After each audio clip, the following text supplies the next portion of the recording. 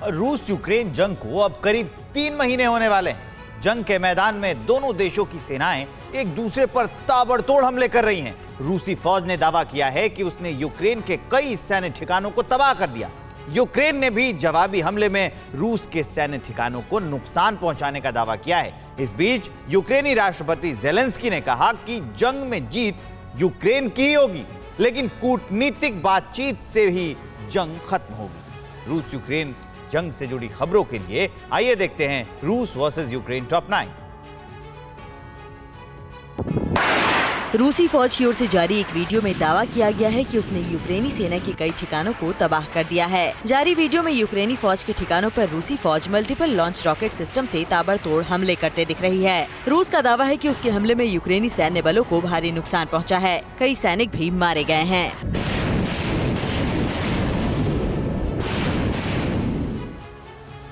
रूस के खिलाफ जंग में यूक्रेनी फौज अमेरिका, नेटो और पश्चिमी देशों से मिले हथियारों के दम पर जबरदस्त जवाबी हमले कर रही है। यूक्रेनी फौज ने रूसी सैन्य काफिले और ठिकानों पर हमले का वीडियो जारी किया है, जिसमें अमेरिका से मिले M777 होवित्जर तोप के जरिए रूसी फौज पर ताबड़तोड़ हमले करते दिख रही है। यूक्रेन ने इस हमले में रूसी फौज को भारी नुकसान होने का दावा किया है।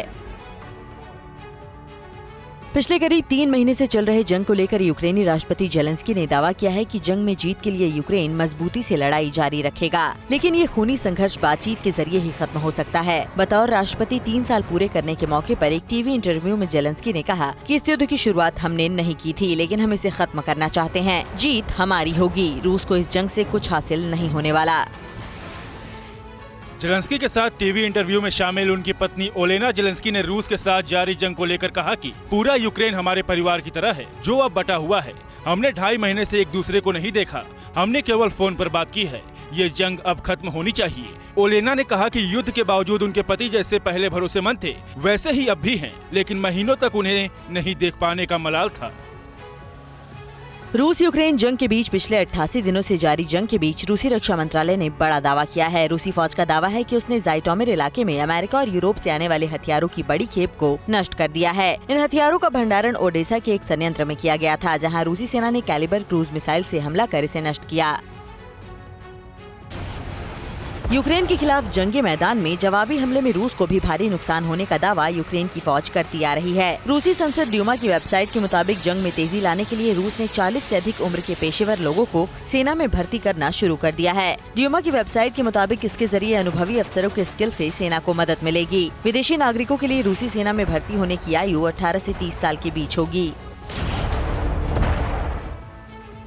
यूक्रेन के खिलाफ जंग में निर्दोष नागरिकों को निशाना बनाने और मानवाधिकारों के उल्लंघन के आरोप को लेकर अमेरिका समेत 5 देशों का गठबंधन रूस को कटघरे में खड़े करने में लगा है। Five eyes America, Britain, Canada, Australia और न्यूजीलैंड का खुफिया गठबंधन है, जो रूस के खिलाफ युद्ध अपराध से जुड़े सबूतों को जमा करने में जुटा है। यूक्रेन की अर्जी पर इंटरनेशनल कोर्ट ऑफ जस्टिस में रूस के खिलाफ मामला चल रहा है।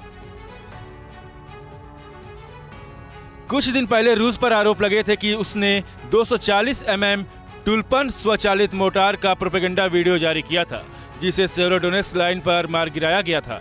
अब बताया जा रहा है कि टुल्पन का इस्तेमाल सेवेरोडोनेस्क और लिसिचंस्की के बीच पुल को निशाना बनाने के लिए किया गया था। इस जंग में दोनों देश एक दूसरे पर कई बार प्रोपेगेंडा वीडियो जारी करने के आरोप लगा चुके हैं।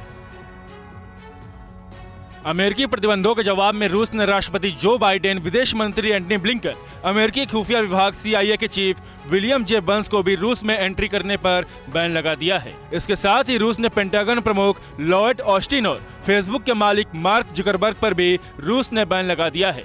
रूसी विदेश मंत्रालय ने 963 और अमेरिकी नागरिकों की लिस्ट जारी की है, जिनके रूस में प्रवेश पर प्रतिबंध है। न्यूज़ टॉप 9 रोज सुबह 7 बजे और शाम 7 बजे सिर्फ TV9 भारतवर्ष पर।